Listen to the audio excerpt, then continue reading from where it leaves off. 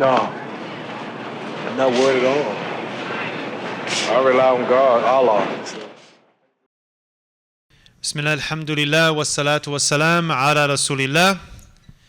Assalamu alaikum wa rahmatullahi wa barakatuh. We welcome you to the United Islam Awareness Week 2022 with the theme this year being Come Back Home. We will be introducing our beloved guest speaker. Ustadh Abdullah is an international speaker, thinker, and intellectual activist in Islam and on Muslim affairs. His work involves explaining and demonstrating by rational argument the intellectual proofs of the Islamic belief system and promoting the Islamic way of life and Islamic institutions for today's contemporary problems. And that is just the exact theme for this year's United Islam Awareness Week. So before I pass the mic to my beloved Sheikh here, I would just like to introduce his topic, House on Fire, How Islam Can Resolve Conflicts from Modernity. So without further ado, Sheikh, brother, take it away. Brother, not Sheikh, milkshake. Okay, can everyone hear me okay? Bismillah ar-Rahman ar-Rahim, alhamdulillahi rabbil alameen, as-salatu was-salam nabi kareem Muhammad wa ali tayyibin wa sahbi salihin. Assalamu alaikum wa rahmatullahi wa barakatuh. Assalamu wa rahmatullahi wa barakatuh. So it's my honor and pleasure to be back in Edmonton and back in Canada generally, especially since COVID hit. And I heard there's all these horror stories about going through the airport and all the kinds of testing they do and all the kinds of forms and papers, but for some reason they didn't notice me, so I just sneaked through. It was actually one of the smoothest entries into Canada ever. I was like, I don't want to spoil it if people see this. Oh really? We'll make it hard for you next time. But I want to thank NYM Inc. for organizing this conference and for the center for hosting it. Today's topic will be how Islam can resolve conflicts from modernity.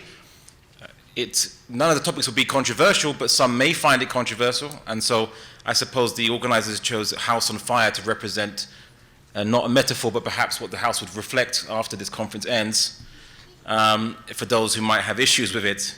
But there should be nothing to be found issue with, because it will be 100% factual, and it's very important for us to be as objective as possible to discuss these issues and at least come at them from an honest perspective. So, modernity promised everybody to be the age of unity for humanity, an age of reason where people can resolve their conflicts by discussions and diplomacy. Of course, modernity has been anything but. We've seen the worst wars in human history occur in the last 100 years. Well, let's say 105 years, so you can capture World War I. All because of modernity. Right? They used industrialization to make weapons of war on mass scales, bombs to flatten cities, and of course, nuclear weapons. And just recently, modernity strikes again with Russia invading Ukraine. But it's not just as simple as Russia invading Ukraine. There's obviously a number of circumstances behind that. So the question is, what can we Muslims learn about how to resolve these situations from our deen? And what is the cause of conflicts in the world today, not just amongst non-Muslims, but also amongst Muslims, and how can we resolve those with the application of Islam? But I'm not only going to talk about international and political situations, I'm also going to talk about the situations that Muslims find themselves in the West, where we are surrounded in an environment which is ideologically contrary to some of the values that we believe in. When I mean ideologically contrary, is in that we are being taught and told in our schools and in colleges and universities, on media, certain values that we have to uphold as a prerequisite, sometimes for seeking our rights, or they tell Muslims that if you want to seek your civil rights as a Muslim, you have to come with these, with the particular wordings and values and ideas that we teach you. We have to use our currency to cash in for your rights. But Unfortunately, in the process, Muslims end up selling out their deen in the process. So, without further ado, let's just basically go straight into the first one. The sources of conflict. Okay, so we'll be discussing 4 modern ideologies, and we'll be showing you how, what they're based upon, the ideas which are behind them, and how they cause conflict in the world today amongst Muslims, amongst non-Muslims, generally speaking. So some very spicy topics up there, and we're going to go through all of them. So the first one will be nationalism. So people often misunderstand nationalism. They think that nationalism is simply that you identify as being part of a ethno-linguistic group of whichever background you're from. That's not nationalism. Nationalism is the idea that your particular ethno-linguistic group has a privileged right to determine the laws and rules of a particular geographic area of land. And then by the corollary of this is that other ethnic groups don't have that same right to determine the laws and rules of any particular piece of geographic location. Now you might think, well, yeah, that sounds quite obviously racist. But people don't understand that when they're talking about their current, let's say, conflicts and events. So they say, for example, I'm just going to pick a few at random. I can pick any example, but I'm going to pick some from the Muslim world if you'd like, and I'll pick some from the West currently. So, for example, in Turkey, right, there's a dispute as to, well, does Turkey represent the nation of the Turks? Or should it include all citizens, including Kurds? Some Kurds might argue that they deserve an independent state that represents Kurds. But you ask, why would you want a state that represents Kurds? What interests do Kurds have that are different from any other human being on planet Earth? Do Kurds not need to eat? Do they not need to drink water? Do they not need to have electricity or energy supplies and so on and so forth? And they say, oh no, because we can't trust other ethnic groups to honor our rights and treat us fairly. And so we need to have a state on a piece of land which we view to be our ancestral homeland, and to have the privilege to basically dictate the rules of that, which then means that those who are minorities, and there are minorities on the lands claimed to be Kurdistan, like Turkomans, for example, and some Arabs, have complained of discrimination in those. And again, the cycle repeats. There are minorities within minorities within minorities, and every area of land has a minority, has a majority, and the cause of this dispute is simply when people ask the question, if a state represents a nation, then which nation is represented? So if we should have a state that represents a nation, which nation's interests are represented by that state?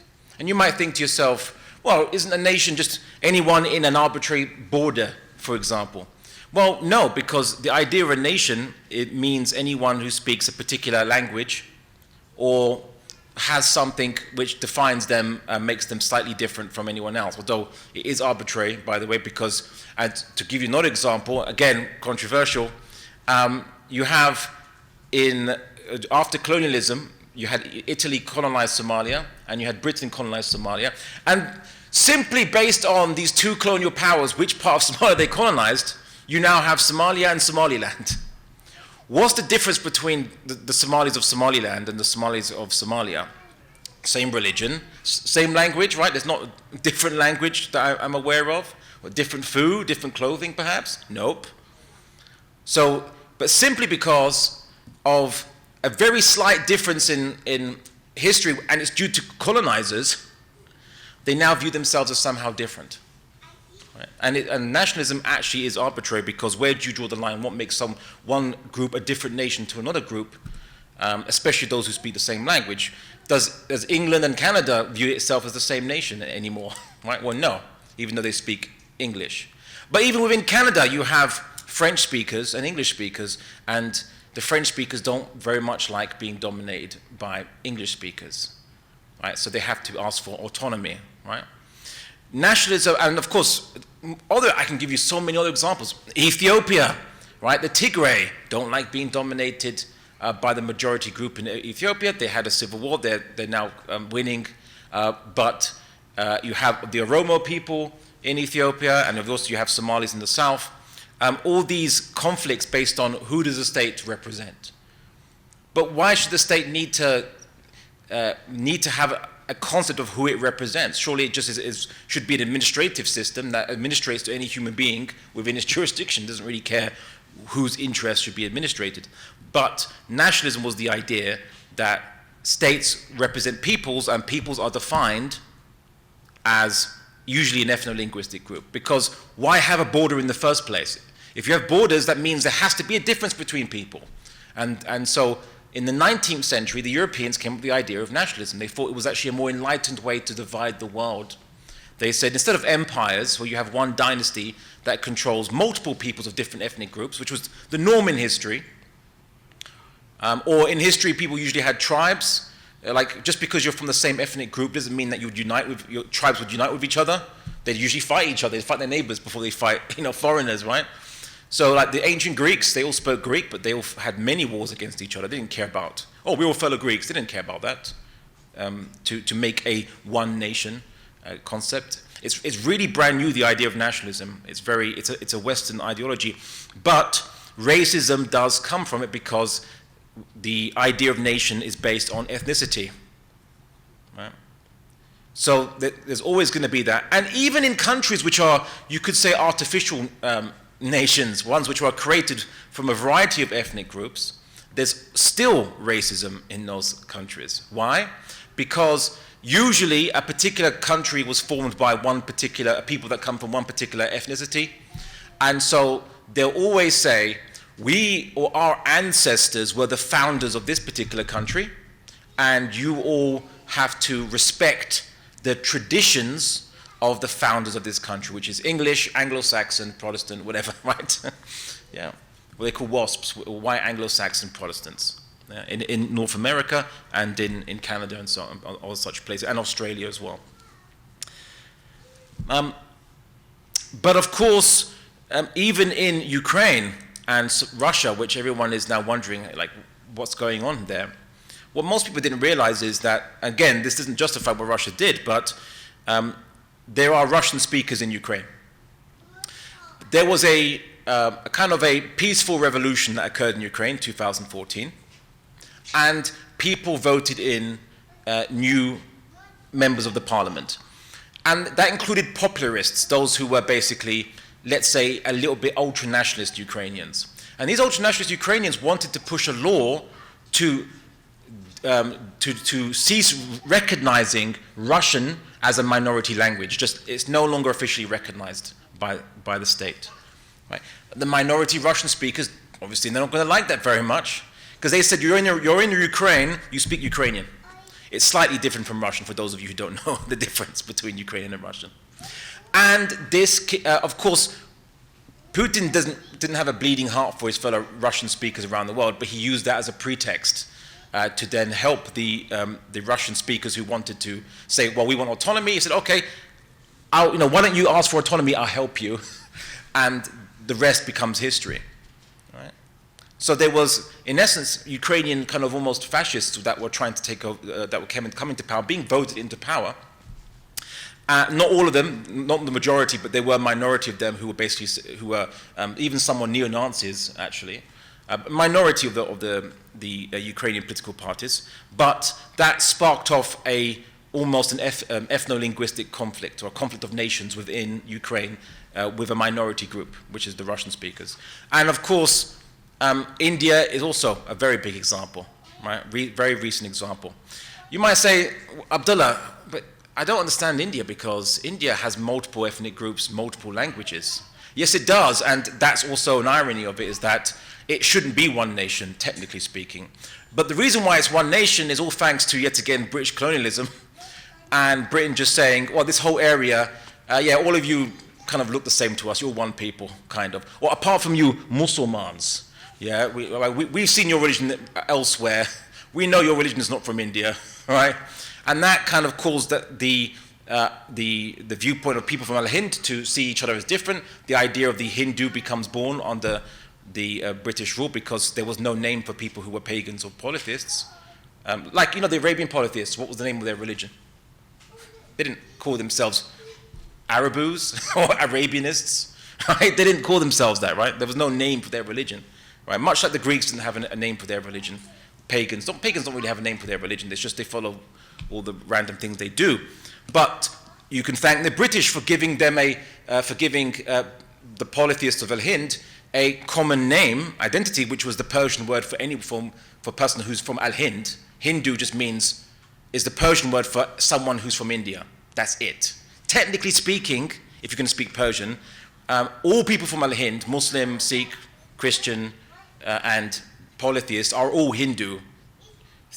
You technically speaking, right? It's a Persian word, or you want to use the Arabic word, Hindi, if you like, right? But now it's being attached to only polytheists, and that makes everyone who's not Hindu a foreigner, even if they are genetically, ethnically, ancestrally just from the same part of that place as anybody else around them.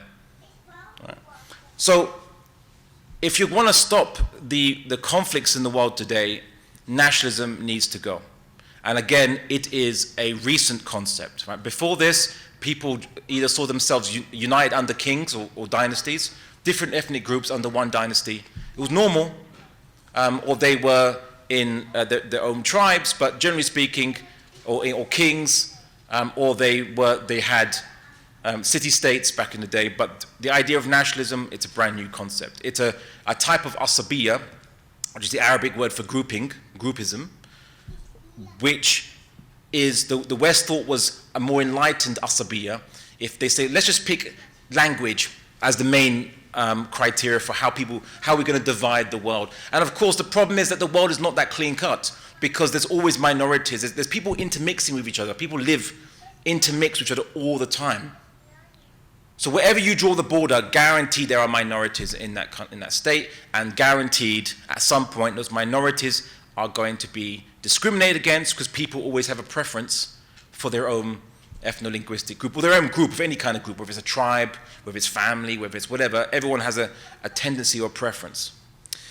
People often say religion causes most of the wars today, or religion is a cause of war. They keep going on about it. I say, tell me how many wars, and when was these wars caused by religion? Tell me how long ago was it, and how many of them were. Right? You can count them on your hand in the last 400 years, yeah, and you have to go back 400 years, right, for a war that was based on religion. Very rare, in fact, very rare. How many wars are based on nationalism? You have to bring out a couple notebooks up and write long lists, because the greatest number of people have died in the world today in wars is because of nationalism, for colors of flags, which are usually arbitrary. Many of them invented, many of them brand new. And of course, the Muslim world is rife with this. One of the examples which illustrates it the best, is just how Arabs are divided. You know? So you had people that are living in Al-Sham. Now, in Arabic parlance, the watan is a land. It refers to a physical geographical location, watan. So people say, Abdullah, but isn't there like a hadith that says, hubbul watan, like love of the land is part of your faith? Now, some people say it's da'if, but let's accept it. Let's just say it's sahih. What was the context of that hadith? Because there's other hadith where the Rasulullah said that he had a love for Medina, but he wasn't from Medina. Right? He wasn't born in Medina. Right? It was just he loved the land. You can love land. You can love the Rockies look quite nice. Yeah? I love the way they look. I'd like to go on them one day. Hint, hint. Yeah?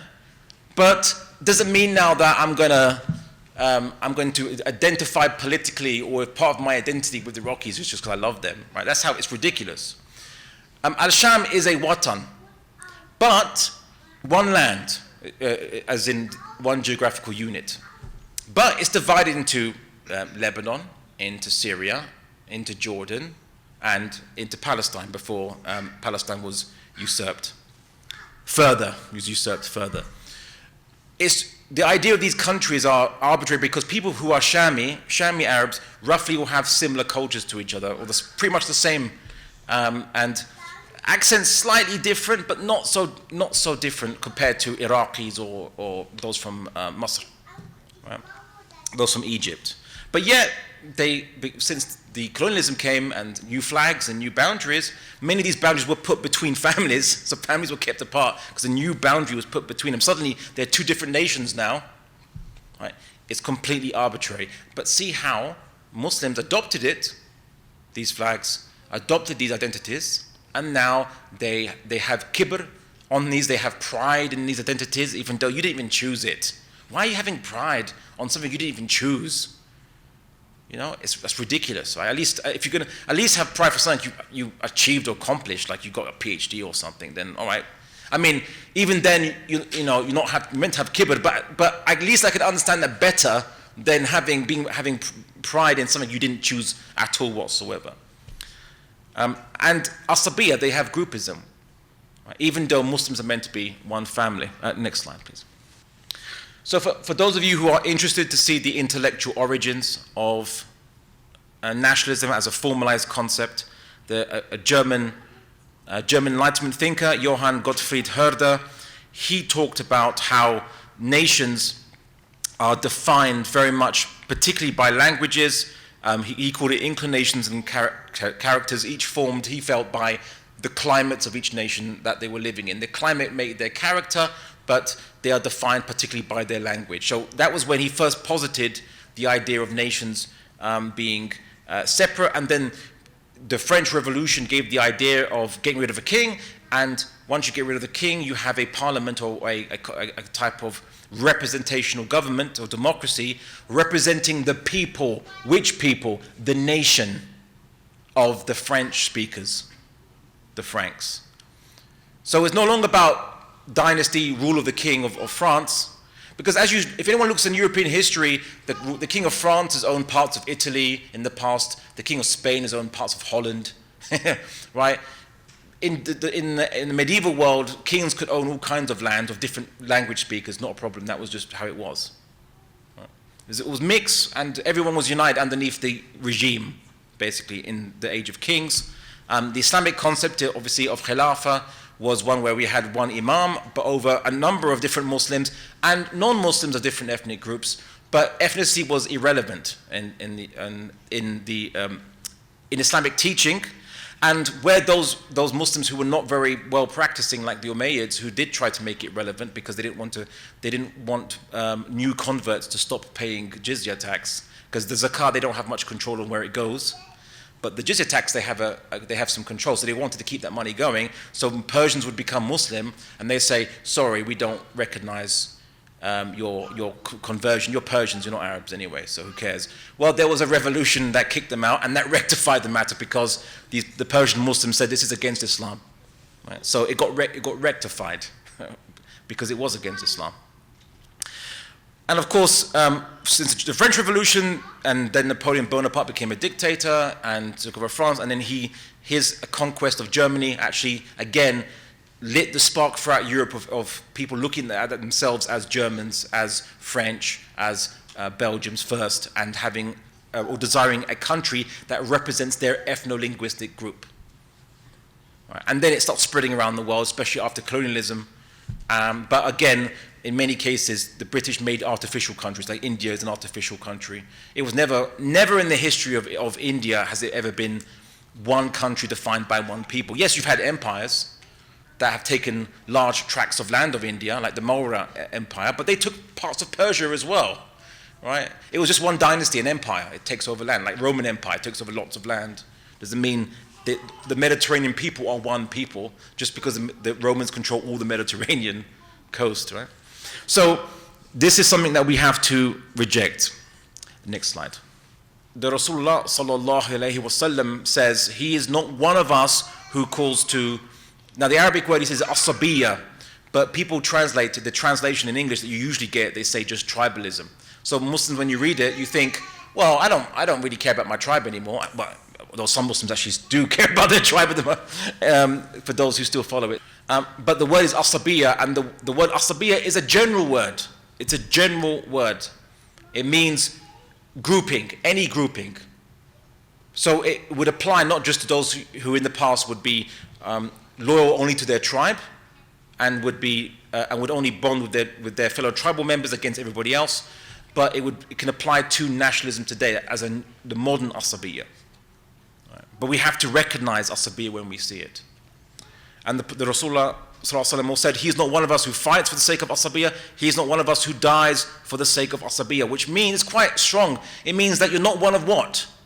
Well, you're not one of who? The Muslims. You've done khuruj of the Muslims if you view yourself as part of anything other than the Ummah, and that the Ummah, that you believe in any other political unit that you are bonded to, you are loyal to beyond the Ummah. Now, when I say by loyal, I want to kind of caveat this. It doesn't mean now that you act in a criminal fashion in any land you go to, or because you're not, oh, I don't have to be loyal to you. No. Because you have to obey what you promised to obey, right? So if you make an agreement to enter a country, that agreement is an amana. You have to honor the terms of that contract, which is you have to abide by the stipulations of whatever criminal civil code they require, as long as they don't command you to do something that's haram. Then it's like contract. It's like a contract, basically. You have to honor the terms of your contract. So as a citizen, you have a contract with the state, and you have to honor the terms of the contract. Not out of loyalty, but because as Muslims, we must honor our contracts. Right?